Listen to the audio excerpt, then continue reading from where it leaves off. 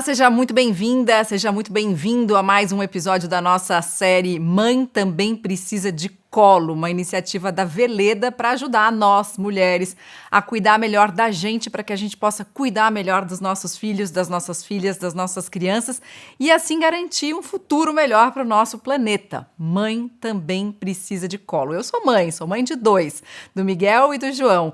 Sou Mariana Ferrão, sou jornalista, especialista em saúde e mais uma vez eu tenho a oportunidade, o prazer e a honra de receber aqui no estúdio da Veleda a doutora Kátia Schuba, que é ginecologista, obstetra ampliada pela antroposofia e hoje, primeiro bem-vinda, né?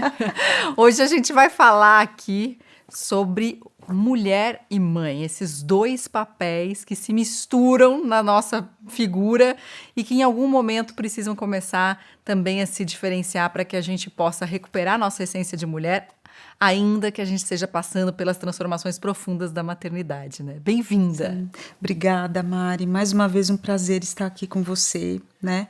E sim, mulher e mãe, na verdade, são apenas dois papéis dos inúmeros, né?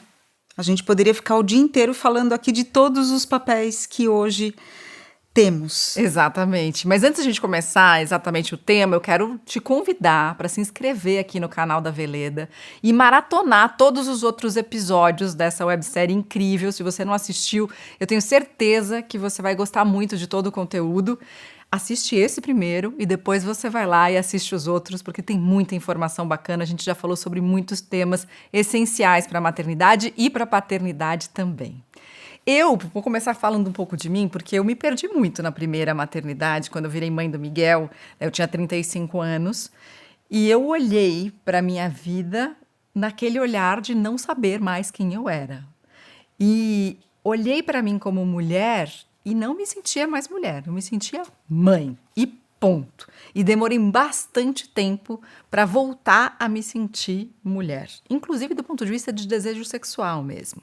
Então eu tive uma primeira experiência de maternidade que foi uma experiência em que o papel de mãe tomou um espaço quase que completo da minha vida. Isso você acha que é algo comum? E como é que a gente retoma esse lado nosso como mulher tão importante? Super comum, Mari, super comum. E, na verdade, tudo isso começa lá atrás no processo gestacional, né? Esse arquétipo da mãe, ele vem junto com a concepção. Quando a gente concebe e engravida e começa a gestar aquela criança dentro da gente, dentro da concepção antroposófica, esse é um momento em que o ser da criança ele fica justamente na esfera lunar.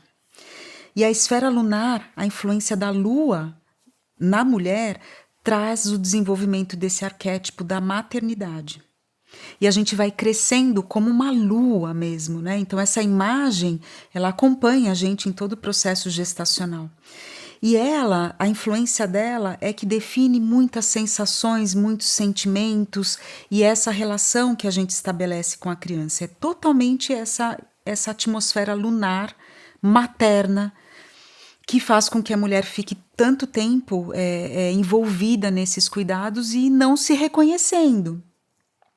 Isso é normal, é comum e todas nós vivemos isso e todas as mulheres vivem, né? E de novo, a gente volta naquele assunto sobre o tempo. O tempo de... Cada mulher tem o seu tempo, cada uma de nós vive esse processo e essa transição de uma forma diferente. Não existe uma definição de qual é o tempo correto para sair dessa atmosfera e começar a se observar de novo como uma mulher que tem outros desejos, outros olhares, né? E, de novo, a vivência da experiência do puerpério ela é muito importante para que a mulher possa se reconhecer e reorganizar essa ampla gama de papéis que ela tem, sem cobranças, autocobranças ou cobranças de fora, mas ela precisa viver esse tempo. E aos poucos, ela vai novamente olhando para o espelho, olhando para o próprio corpo, olhando para si. Quem sou eu? Até porque muitas vezes o espelho passa a ser a própria criança, né?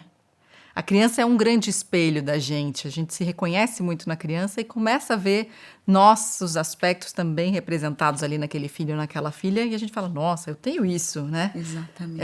Ou, isso está me contando alguma coisa que eu já vivi, eu já experimentei quando eu era criança, né? Ou aquele comportamento desafiador que mexe com algo, dentro, com uma sombra dentro de você, né? E é o quanto também que a gente pode olhar para a nossa criança interior na convivência com os próprios filhos pequenos. E isso é um aprendizado, né? É muito difícil, porque a gente está o tempo inteiro sendo testado a olhar para a gente mesmo quando a gente está olhando para as crianças, né? Sim, sim. Mas é uma oportunidade incrível, né? É uma oportunidade incrível, mas ela não deixa de guardar um pouco de dor, né? Um pouco de desafio ali. Não é fácil a gente olhar para a gente mesmo, essa é a realidade. Sem dúvida. Mas é um momento da vida onde a gente se permitir a isso pode ser um presente muito grande para o nosso autodesenvolvimento e até de depois, mais para frente, conseguir olhar, bom, aqui nesse lugar é o meu papel materno, aqui nesse lugar eu vou me permitir ser a mulher, ter desejos, ser a esposa, ser a amante. Aqui eu vou ser a profissional. Né? E ela consegue transitar entre tudo isso com mais conforto. Mas se a gente não se permitir também olhar para a sombra e viver as dores, às vezes a gente não consegue sair desse lugar. Exato, e às vezes é muito desafiador também na relação isso, né, com o companheiro ou com a companheira, porque o tempo, como a gente estava falando, é individual. A mulher está imersa na maternidade, mas muitas vezes o companheiro espera que ela continue sendo aquela mulher, né? Então eu me lembro, por exemplo, de uma amiga minha que desde o dia do parto, o marido fazia questão que ela saísse um dia por semana com ele, para ser mulher. E que no começo ela olhava para aquilo e falava, não tenho vontade nenhuma de sair. Era quinta-feira que ele saiu. Não tenho vontade nenhuma de sair com ele às quintas-feiras. Mas aos poucos ela foi sentindo vontade e achou muito bom ter mantido aquela rotina. Mas no começo ela ficava desesperada de ter que ir para um jantar romântico com o marido, sendo que ela tinha que estar lá com o filho, amamentando e preocupada com isso, né? Então, esse é um desafio também, porque às vezes quem está perto não entende esse mergulho completo, né? Não entende. Então, eu imagino para essa mulher, por exemplo, o quanto ela não esteve presente, né? O quanto ela fez algo sem respeitar o seu próprio tempo. É lógico que depois, como você diz, ela achou até bom, mas aí no tempo dela, ela estava se vendo de novo como uma mulher, com desejos, querendo viver a vida de casal. Mas aí nesse lugar precisa de muito diálogo, porque, lógico, o companheiro, companheira, especialmente quando é companheiro, o homem, dentro de um outro arquétipo, ele tem outros sentimentos e uma outra vivência interna. E para conseguir encontrar com a vivência da mulher, é muito diálogo, para que ambos possam se entender também dentro disso, né? E fazerem novos acordos, porque vida de casal é acordo diário. E eles vão mudando também ao longo do tempo. Agora, falando desse arquétipo, né? Quando a gente pensa nesse arquétipo da mãe, ele tem muito pouco a ver com o aspecto da mulher, dos desejos da mulher, da libido da mulher, até porque a gente enxerga essa grande mãe como algo sagrado, né? Como algo intocável, né? A mãe tem esse lugar pra gente, né? Como é que a gente consegue misturar de novo depois as questões? É difícil, né? Difícil. Muitas mulheres, inclusive, assim, tem uma vivência muito comum que as mulheres trazem como uma aflição, né? Tá ali com o bebê, já ainda na fase de amamentação e retoma a vida sexual. E, doutora Kátia, eu tenho que ir fazer amor de sutiã, porque começa a vazar leite. E também tem uma outra coisa, eu não consigo deixar que o homem manipule ou mexa nos meus seios, porque não pertence a ele. Olha o conflito que se cria aí. A mulher, ela vive mesmo um momento difícil, onde esse sagrado e esse profano, eles estão frente a frente, ali, e estão convivendo naquele mesmo ser, porque a mulher tem tudo isso dentro dela, mas os dois, eles são antagônicos, né, e polares, e ela vive mesmo um processo muito difícil. E eu sempre digo assim, tudo tem que ser devagar, Tudo tem que ser também com muita conversa. Se nesse momento não tem um conforto com essa relação das mamas, dos seios, no diálogo. Olha, agora esse lugar eu não consigo. Mais pra frente eu acho que vai ser possível, mas eu vou sinalizar quando puder. O dia que eu vier fazer amor sem sutiã, pode. É um sinal bom, É um sinal. né? É um sinal, mas é muito forte isso. Mas é tempo, é respeito ao tempo dela, é conversa, é diálogo, para que o homem também possa entender esse território que para ele é tão desconhecido. Ele tem o desejo, ele não vive no corpo dele essa dicotomia do arquétipo da mãe e do arquétipo da mulher. Então, se ele não tiver alguém que sinalize e que verbalize, olha, eu estou sentindo isso, não é que eu não goste de você, não é que eu não te ame, mas eu sinto essa dificuldade.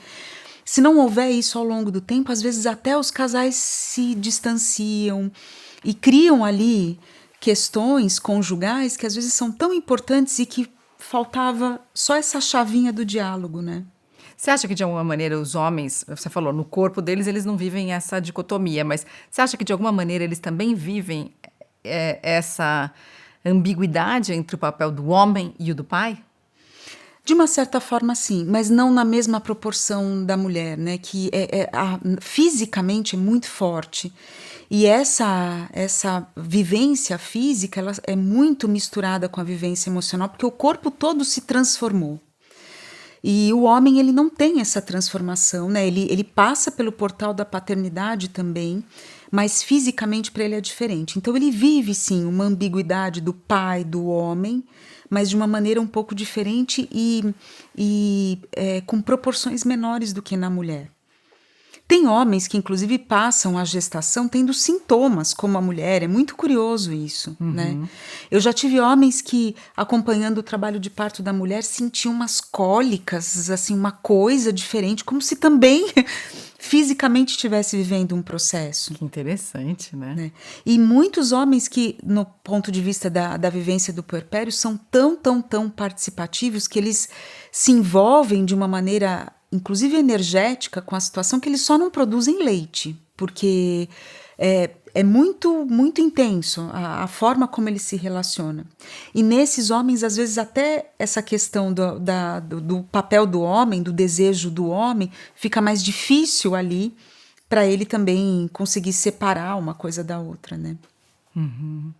E a questão da romantização da maternidade? Onde que entra em tudo isso? Porque a gente vê muito a romantização até do ponto de vista mais material mesmo, né? Nas coisas, nas roupas de grávida, nas embalagens que a gente vê para as mães, né? As mais comuns, que tem sempre tonzinhos claros e puxados para o rosa claro, com lacinhos. Sim. Como se ser mãe fosse isso, né? Quase que entrar naquele estereótipo. E muitas vezes a gente não se identifica com nada daquilo, né? E nem com essa romantização da maternidade, porque na vida prática a gente vê que a maternidade tem muito pouco de romântico, né?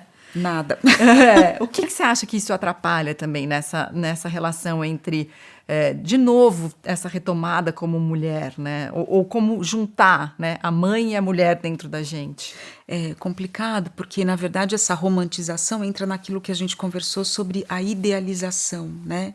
Então, do ponto de vista cultural, ao longo do tempo, né, na nossa civilização moderna, é esperado um comportamento da gestante, um comportamento da puérpera, um comportamento da mãe, e que nem sempre vem de encontro àquilo que é real, dentro dela e fora dela também, né? Então, na verdade, isso traz um choque, né? Então, muitas vezes, assim, esse ambiente que você fala, os tons pastéis, tal. De repente, um belo dia, a mulher resolve vestir uma roupa vermelha. Como assim? Uma mãe pode vestir essa roupa? Né? Então, é tudo muito cultural, onde essa idealização cultural, ela traz também uma autocobrança ou uma culpa por estar tendo, de repente, um comportamento que é um pouco antagônico ao que se espera dela, né? Então, lidar com isso é sempre com verdade, com autenticidade. Eu acho que a gente vive uma época onde todas as diversidades têm que ser respeitadas e essa romantização da maternidade, da gestação, do parto, do puerpério, ela tem que ser reconstruída. Então, ter pontos de apoio que possam trazer um fortalecimento e uma segurança para essa mulher realmente poder dar os passos que ela sente vontade. Né? Sem tanta cobrança, sem tanta culpa, sem tanto problema, né, com isso. E de alguma maneira, você acha que o tipo de trabalho de parto, ou o tipo de parto que essa mulher teve, interfere nessa retomada da vida como mulher? Olha, é uma pergunta tão curiosa essa, né, porque eu vejo assim, na minha vivência de obstetra, quando a gente observa a mulher num trabalho de parto onde ela precisa de o menos interferência possível ou intervenções e realmente ela atravessa todo o processo amparada, mas dentro das suas próprias forças e ela pare. Até por também já ter vivido isso, a gente tem a sensação de que a gente fez a coisa mais difícil que era possível fazer na vida.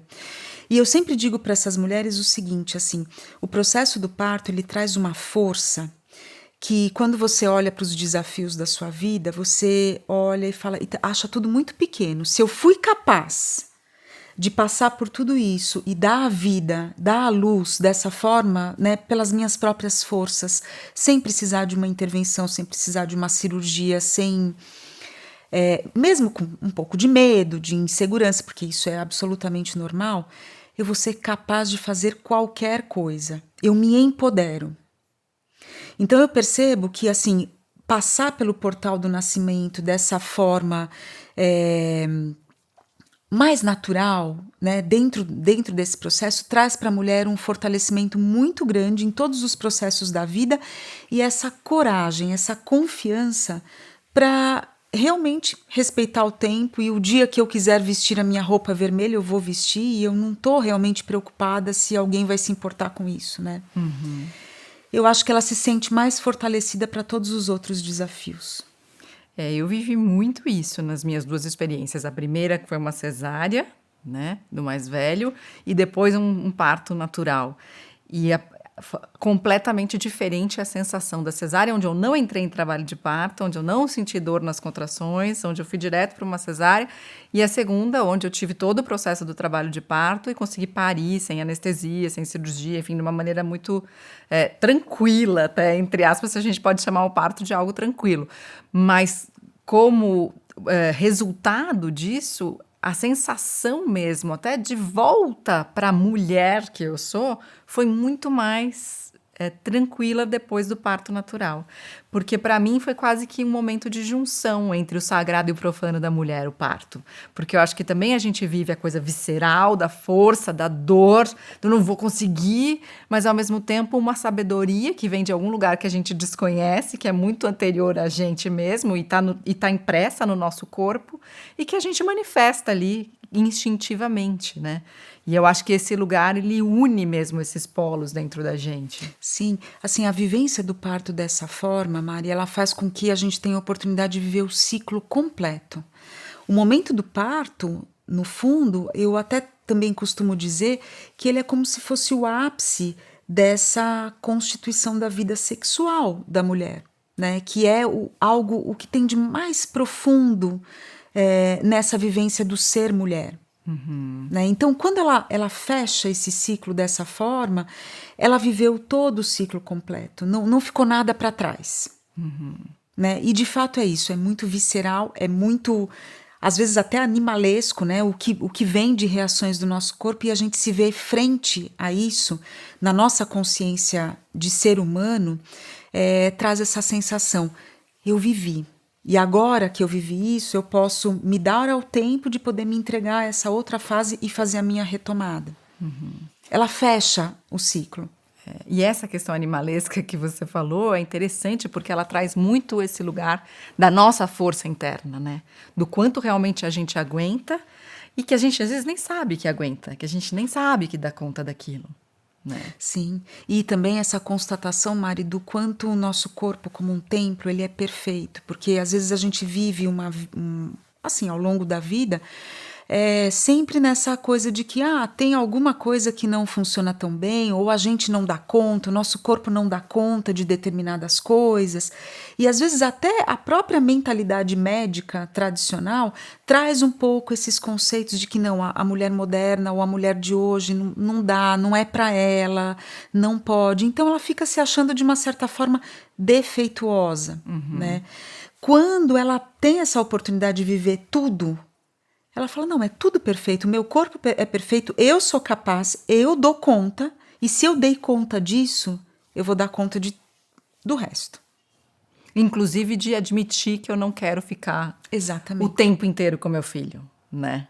Porque é algo difícil isso, né? Você tem ali nos seus braços a coisinha mais importante da sua vida, mas ao mesmo tempo você fala, não, calma, não é a coisa mais importante da minha vida, porque a coisa mais importante da minha vida sou eu, ainda que eu tenha um filho, né? E é uma dicotomia também, porque você sabe que você faria qualquer coisa por aquela criança, mas que se você não fizer por você antes, você não vai conseguir fazer qualquer coisa pela criança. Sim, logicamente, e até é por isso que nós estamos aqui, né, Mari? Porque a gente precisa cuidar das mulheres para que elas estejam mais fortalecidas até para poder oferecer algo para os seus filhos, né? E para poder cuidar dos seus filhos. Então, o amor, a convivência, o apego lógico que isso é real e que todas nós sentimos, mas se a gente não está bem e se a gente não consegue olhar para si, a gente acaba não conseguindo também olhar ou dar alguma coisa para o outro, né? E esse outro sendo o nosso próprio filho. Então, de fato, é isso, assim, a gente... toda mulher já sentiu isso, num dado momento até um alívio de falar, ai, agora eu vou lá, vou tomar um vinho com as minhas amigas, eu vou voltar ao trabalho, e você constituiu lá a rede de apoio. É gostoso também poder viver essa outra parte. E isso também é normal, não há que ter culpa de dizer, de assumir que eu não dou conta de ficar o dia inteiro com a minha criança. E tudo bem. E tudo bem. E isso era muito normal antigamente, porque o cuidado era muito mais compartilhado entre muitas pessoas das tribos onde a gente vivia ali nas nossas relações, né? Onde a gente vivia em grupos menores com, sei lá, no máximo 150 pessoas. Isso era muito comum, né? E pensar do ponto de vista da evolução, que o nosso cérebro ainda acha que isso é normal. Sim. Né? Embora hoje a gente esteja mais isolado, cada um num apartamento, mas com grupos em que a gente se sociabiliza de uma maneira muito mais, muito maior, muito mais abrangente. Porque a gente tem muitos grupos hoje dos quais a gente faz parte, né? Tem muita gente envolvida na nossa vida, mas as nossas relações mais fortes mesmo, os vínculos mais fortes são poucos ainda, né? Sim. E hoje, Mari, eu acho que assim, a gente fala tanto em rede de apoio, porque essa rede de apoio ela precisa ser construída, ela é consciente, ela dá trabalho, precisa ser muito pensada. Antigamente a rede de apoio era natural, a gente nem falava disso, ela não era consciente. Não há aquele ditado que para educar uma criança você precisa de toda uma tribo? Essa tribo era a rede de apoio. Né, e que era essa convivência com as pessoas todas e que moravam ali, aquela comunidade inteira, e todos se ajudavam, um cuidava de um, de outro. Isso era o natural e não precisava ser planejado como hoje precisa, né? Não, e esse ano, inclusive, saiu um grande estudo sobre mapeamento de saúde mental no mundo, em que diz que a grande causa do adoecimento mental é o fracasso desse eu social. Né, do eu coletivo, que não existe mais. A gente, como comunidade, é um fracasso, porque a gente vive cada vez mais no isolamento. E isso tem um impacto muito grande, especialmente na parte da maternidade, quando a gente precisa tanto dessa rede de apoio. Sim, né? sim. E também da gente poder reconhecer que, do ponto de vista da evolução, a gente necessariamente precisa de um grupo. Né? E às vezes o meu grupo ainda não é o meu filho. Não é minha filha. O meu grupo são as minhas amigas, né? São as pessoas do meu trabalho com quem eu me relaciono. Então, eu quero também voltar para esse grupo para eu poder me sentir parte de novo. Porque a maternidade também tem um aspecto de isolamento Sim. muito grande, né? Solidão, né? E muitas mulheres falam isso, assim, de às vezes passar o dia todo em casa sozinha com o bebê e falar, eu não tenho com quem conversar. E eu estou sentindo muita falta de ter com quem conversar. Né, o quanto isso faz falta, né? E a gente vive vidas muito isoladas. o que antigamente era muito diferente.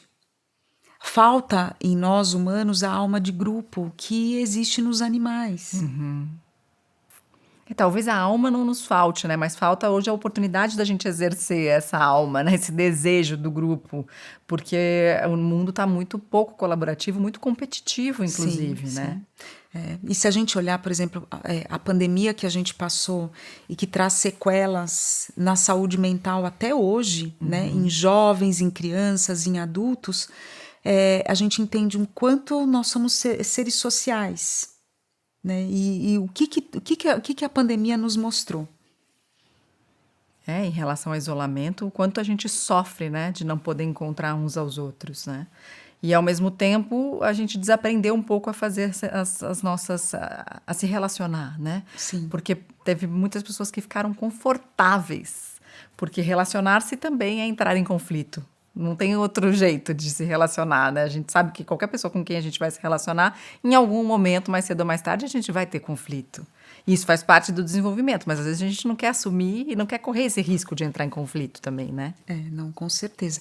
E essa convivência social, eu também vejo, Mari, que conforme a gente estava falando dos espelhos, né, que a mulher tem, facilita muito essa transição, né? Conforme ela vai tendo oportunidade de convivência, de conversas, de estar com outras pessoas, ela vai se enxergando, ela vai se reconhecendo. E isso facilita muito a transição. As mulheres isoladas ou que não têm oportunidade de convívio, elas demoram mais para fazer essa transição. Da maternidade, né, da mãe, a dar esse passo à mulher, né, de volta. A retomada de A tudo retomada dessa mulher. E isso pode ter a ver com os setênios também, ou não? Pode. Pode ter a ver com o momento biográfico da mulher, sim, né? Como acho que a gente também já falou anteriormente. Porque cada setênio, cada momento biográfico guarda desafios próprios daquela fase, né? Então tem a fase do desafio da liberdade espiritual, tem a fase da autenticidade, tem a fase de recolhimento, tem a fase onde a busca material é muito, muito importante. Então aquela mulher ali por volta dos 30 aos 33 anos de idade é aquela que normalmente eu vejo que é a mais ávida por voltar ao trabalho, porque ela tem uma ligação, e isso natural, normal que isso aconteça, uma ligação maior com o aspecto material e físico. As mulheres um pouquinho mais velhas, elas já têm uma busca mais de liberdade espiritual, e para essas, talvez, essa dicotomia mãe-mulher seja um pouco mais conflituosa, porque ela vai enxergando outros arquétipos ali. Né? Então tem a anciã, a sábia, que fala lá no ouvido dela muitas coisas, né? As necessidades de desenvolvimento espiritual também que vem. Então a gente vai percebendo que conforme a fase vai juntando muitos outros desafios, outras cores nesse processo de dar esse passo, né? De retomada do arquétipo da mulher. Qual que você acha que é a importância de estar num grupo de mulheres, fazer parte de grupos, de rodas de conversa, de reuniões com outras mulheres para se falar sobre isso nessa fase? Olha, a primeira coisa que eu acho é você descobrir maravilhosamente que você não está vivendo isso sozinha, que todo mundo vive, porque às vezes também, ainda mais hoje que a gente vive a época das redes sociais, onde tudo é perfeito. E aí você olha lá e fala, nossa, olha, a vida dela tão linda, e a minha tá toda de perna pro ar. Quando você tá ali no real com as mulheres e vivendo uma roda, uma conversa, você percebe que os desafios, os mesmos que você tem, muito provavelmente você também tem, você, a outra, talvez com outros tons, talvez de uma forma diferente, mas você não se sente tão sozinho. E aí você começa a se reconhecer na outra, se olhar através da história da outra mulher. E a gente se conecta.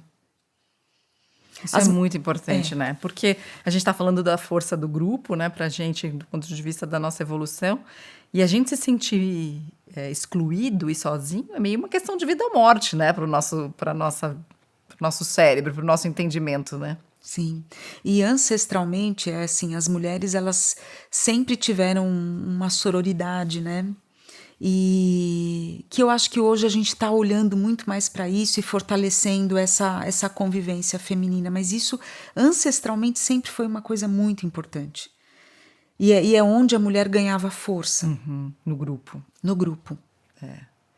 Agora, e para a criança, para o filho, para a filha que está lá? Qual que é a importância dela ver, dessa pessoa enxergar alguém além da mãe? Olha, a criança pequena, no primeiro setênio, ela, na verdade, ainda não desenvolveu todas as capacidades sensoriais e até espirituais para conseguir perceber essas coisas sutis além. Na realidade, o que a gente começa a perceber é que a criança, ela começa a olhar para os pais de uma forma, opa, peraí, atrás da minha mãe ou do meu pai tem alguém, já um pouco a partir do segundo setênio. Né? O primeiro setênio é muito mágico, os pais são heróis, eles são pai, mãe, são muito perfeitos. Segundo setênio já começa a olhar e ver que não é só a mãe. Terceiro setênio, isso cai no colo.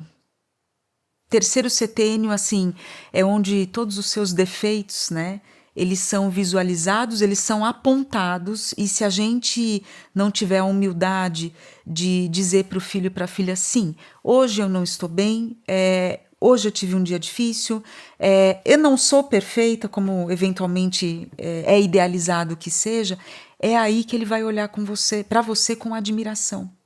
Porque ele te reconhece como um ser humano, como ele. Porque também é no terceiro setênio que o jovem ele começa a enxergar os próprios desafios, os próprios limites, as próprias dificuldades. E aí ele encontra uma mãe e o pai, que, claro, são mais velhos cronologicamente, mas eles são tão humanos quanto eles. Então, é na humanidade da criança, no desenvolvimento da humanidade da criança, que ela vai se encontrando com essa humanidade completa dos pais. E desidealizando os pais, E desidealizando.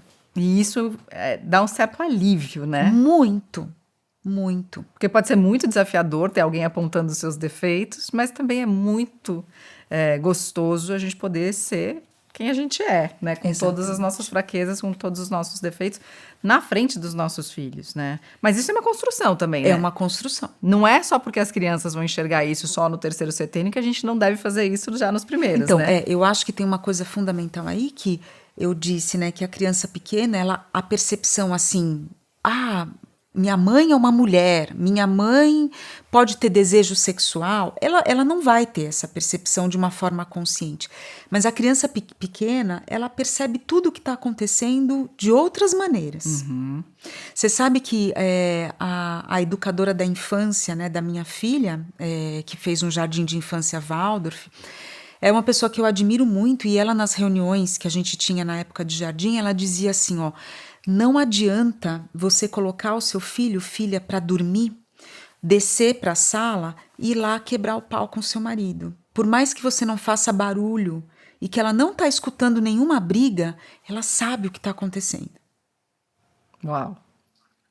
E isso, claro, vai refletir no emocional, nas inseguranças. As crianças às vezes apresentam determinadas coisas que são frutos desses não verbais que vão acontecendo no ambiente que ela vive.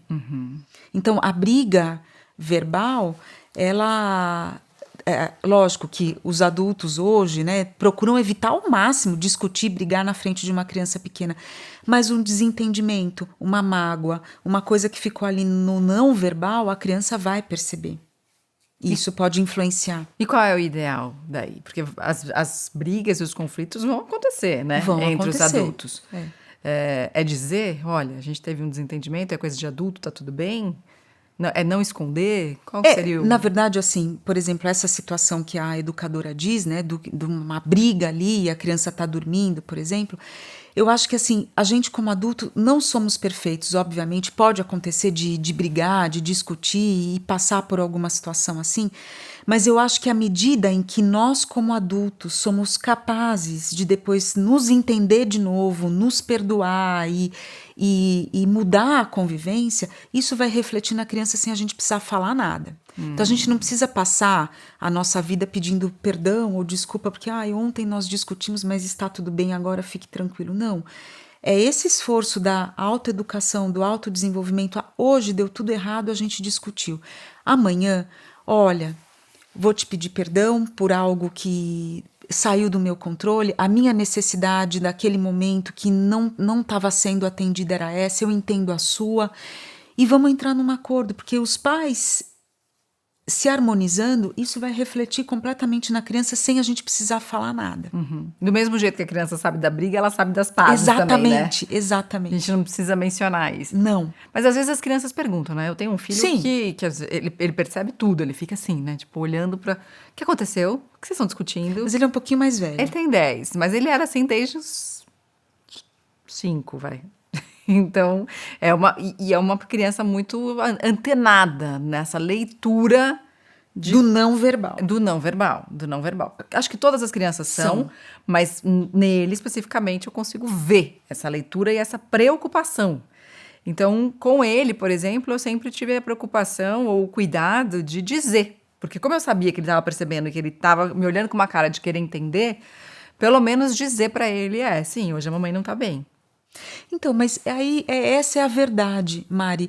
Eu acho que a gente não precisa ficar dando 1000 explicações e sermões na criança se ela não perguntou nada. Mas se ela perguntou objetivamente, a gente pode responder objetivamente sim.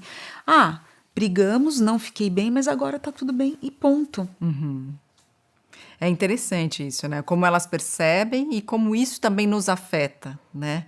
Porque... Vem a culpa. Vem a culpa, e eu acho que entra nesse lugar de esta pessoa está percebendo que eu também não sou só mãe, né? Porque na maternidade está tudo bem, mas nos outros aspectos pode não estar em determinados momentos. Então também entra nesse papo que a gente está tendo aqui, dessas versões mesmo, né? Eu como mãe estava lá cuidando, fazendo, resolvendo, botei para dormir, li uma história e estava tudo bem, e de repente, depois que eu saio daquilo, entro num conflito ou me deparo com a minha vida onde não está tudo bem algo, né? Então, como trafegar por isso também sem envolver demais as crianças nisso. Sim. Na verdade, assim, Mari, eu acho que a gente não tem que ficar toda hora se justificando para a criança. A criança, ela percebe aquilo que não é verbal. Então, assim, no nosso esforço de autoeducação, de empatia, de se acolher num dia que você não está bem, a própria criança, ela vai percebendo.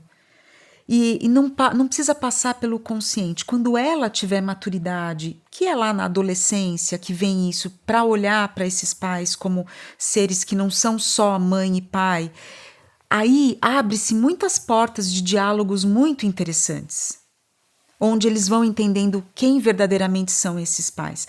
Mas até chegar a esse ponto, a segurança que a gente pode dar para as crianças é o nosso próprio caminho de autodesenvolvimento. Que ele é sutil, ele vai passando ali pelos bastidores. A gente se acolhe, a gente procura se desenvolver, a gente vai lá e faz terapia, a gente vai para o retiro, e isso vai refletir na criança como um todo, sem a gente precisar ficar falando tudo, explicando tudo, ela vai sentindo. Agora, nessa retomada da vida como essas outras versões para além da maternidade, né? Uma coisa que eu observo muito também são mulheres que voltam ao trabalho e que fingem no trabalho que não são mães. Eu estou falando isso entre aspas, mas é quase que uma vergonha de trazer assuntos da maternidade para o dia a dia do trabalho ou de colocar também as necessidades que essa maternidade traz por achar que talvez isso prejudique o desempenho delas no trabalho ou que afete de alguma maneira o olhar das lideranças sobre aquela mulher que tenho que sair mais cedo para levar minha filha no pediatra, né? Hoje cheguei atrasada porque deu um problema na hora de deixar a criança na escola. Como é que você vê isso? É frequente, né? É frequente porque, na verdade, os ambientes de trabalho corporativos, muitas vezes eles têm, eu não diria nem que um número grande de homens, a questão não é essa, mas a mentalidade corporativa, ela muitas vezes é muito masculina, marciana, competitiva, e nesse lugar o aspecto lunar materno e venusiano feminino tem menos espaço. Então a mulher ela não se sente convidada a poder mostrar uma vulnerabilidade. Ela entende, inclusive, isso como uma vulnerabilidade de se mostrar como uma mãe que teve um problema. Porque o ambiente não acolhe isso. Né? É uma dificuldade e eu acho que cada vez mais o que eu tenho observado é que muitas empresas, muitos ambientes corporativos têm procurado integrar, têm procurado inclusive trazer pessoas para fazer palestras e que falam desse mundo da maternidade, do mundo do feminino, justamente para agregar. Porque é uma dificuldade, as mulheres elas se sentem, se eu assumir um problema que eu tive como mãe, talvez me olhem como mais fraca ou menos capaz profissionalmente. Menos disponível. Menos disponível, né? Mas porque é muito marciano, né? É muito dentro desse arquétipo mais masculino.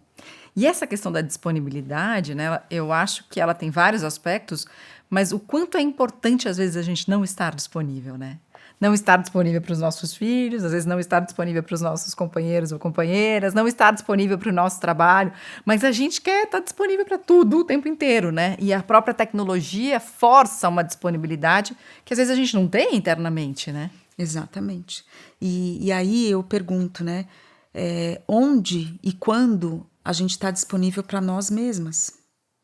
E é por isso que às vezes tem essa necessidade tão forte da gente não estar disponível para mais ninguém, porque eu preciso estar disponível para mim, né? Num período do tempo. E é importante olhar para isso.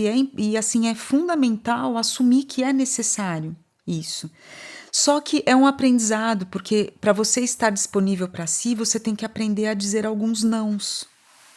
Dar esse limite, esse controle, esse contorno é muito difícil. Né? E aí se criam umas angústias, conflitos, mas e se eu não estiver disponível aqui, eu posso perder o espaço aqui, eu posso ser mal interpretada aqui, alguém pode ficar chateado comigo aqui. Como que a gente lidar, né, com tudo isso?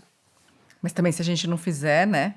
Se a gente não falar esse não, se a gente não der esse limite, se a gente não estabelecer o nosso contorno, muito facilmente nosso espaço sagrado, interno, daquele de autopreservação, vai ser invadido, né?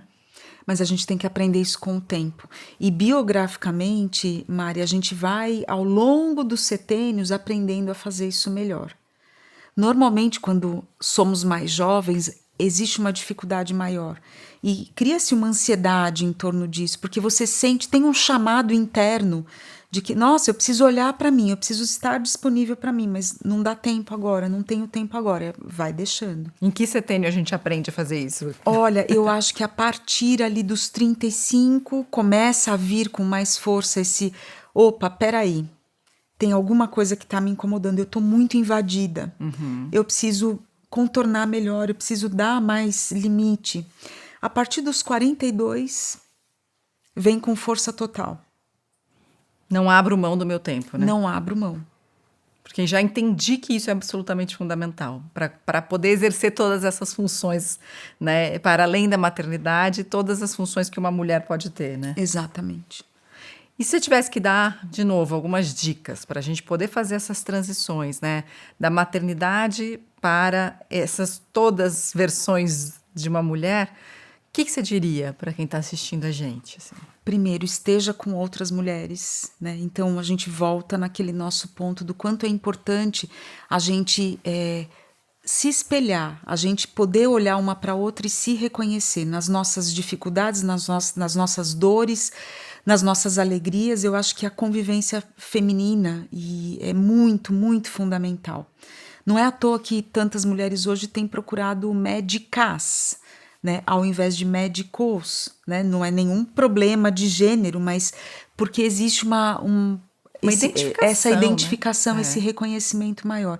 Então, acho que essa questão dessa socialização entre mulheres, ela é muito importante para olhar para tudo e para ajudar uma dar a mão para a outra e se ajuda e vamos em frente, né? Para começar a transitar melhor. Né? É interessante, você tinha falado do retiro, né? E uma das pessoas que participaram do retiro que a gente fez recentemente, achei muito interessante o que ela falou, porque ela falou, eu ouvindo aqui outras mulheres, me dei conta de que os meus problemas, que eu achava que eram gigantescos, são desse tamanhinho, assim. Então, até para a gente redimensionar mesmo, né, as nossas questões. Exatamente. Isso é muito fundamental. Muito fundamental. E a outra dica, né, ou um aspecto importante que eu acho para falar, assim, é que somos uma metamorfose ambulante, né? Então, eu acho que, assim, nós, como mulheres, transitando por muitos papéis, muitos arquétipos, e não só nessa transição da maternidade entre a mãe e a mulher, eu acho que a gente muda muito ao longo da vida. E às vezes somos cobradas, né, de, nossa, mas há 10 anos atrás você falava isso, você fazia isso, mas tudo bem, as coisas mudam, eu amadureço, eu mudo.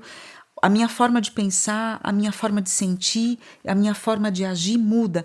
E isso não só mulher, seres humanos são assim. E a gente tem que ter essa flexibilidade para a mudança, né? E para olhar para trás, para a nossa história com respeito, nostalgicamente até saudosa, porque tem muitas coisas que a gente olha e fala, olha, nossa, como aconteceu. Mas também olhar para frente dizendo, eu me abro a mudar, eu aceito que as mudanças cheguem e que eu possa acolher todas elas e caminhar. E algumas demoram, né? Demoram, inclusive, para a gente digerir, né, a mudança, entender como ela vai se manifestar na nossa vida, né? Porque às vezes eu estou mudando algo, e é nesse gerúndio mesmo, que a minha vida ainda não está organizada para acolher aquela mudança, né? Exatamente. E aí eu tenho que fazer uma série de transformações na vida, na rotina, para que aquela mudança de fato se estabeleça Aconteça. e eu veja ela manifestada em todos os aspectos da vida, né? Sim, e toda mudança pode envolver dor, né? Assim como a borboleta, para ela sair lá do casulo, é um processo ali doloroso, para a gente também é. E depois passa o tempo e quando você olha para trás, dessa forma que eu falei, né? Olhando, nossa, que interessante, né? Aquela vivência, você entende que tudo aconteceu no tempo certo. Então, a metamorfose, a gente também tem que olhar para ela com confiança. Pode doer, pode ter um conflito ali envolvido, mas confia que vai dar certo. Depois você vai olhar para trás e vai entender que aquilo tinha que acontecer exatamente naquele momento, naquela época, daquele jeitinho, para que hoje você tivesse como você está. Essa visão de retrovisor, né? Quando a gente vai olhando para trás, é muito reconfortante mesmo, né? Mas quando a gente está ali prestes a saltar no desconhecido, a gente fala, ai, não vai dar certo, e agora eu não sei o que eu faço, né? E a mudança tem esse aspecto, né, do desconhecido mesmo, né? Até se a gente pensar do ponto de vista dos nossos caminhos cerebrais, neurais, né? Quando a gente muda um hábito, por exemplo, a gente ainda não tem aquele caminho desenhado dentro do nosso cérebro, né? Por onde eu vou ali? Então é quase como assim, e agora? O que eu faço mesmo, né? Um salto de fé. Com certeza, com certeza. E por isso que é tão importante ter essa confiança, né? Eu volto a repetir o que eu falei antes, mas assim, a confiança ela é o que se contrapõe ao medo, que faz parte da vida, porque o medo é um sentimento que nos protege.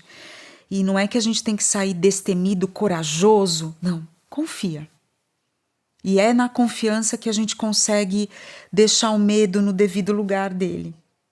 Obrigada, doutora Kátia, mais uma vez, por essa conversa incrível. Eu que agradeço, Mari. Muito bom estar aqui. Muito bom. E muito bom ter a sua companhia também. Eu espero que vocês não precisem passar sozinhas ou sozinhos pelas mudanças, por essa dor de mudar, de se transformar. A gente está aqui para te acompanhar nesse processo e eu tenho certeza que você teve muita informação hoje aqui com a doutora Kátia. Se você gostou desse episódio, compartilha com outras pessoas que você acha que também vão curtir.